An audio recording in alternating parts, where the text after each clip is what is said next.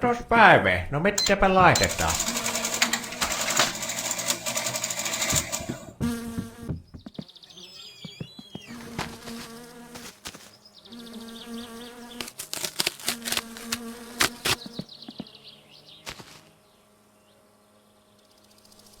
Ootko sinä kuunnellut sitä Kahjo-ohjelmata tuolta radiosta? On kyllä ihan Jonni joutavata sekin upo-höpöttäminen siellä koitti. Muista syödä, ettei tule nälkä, mutta se nälkä tulloo silti.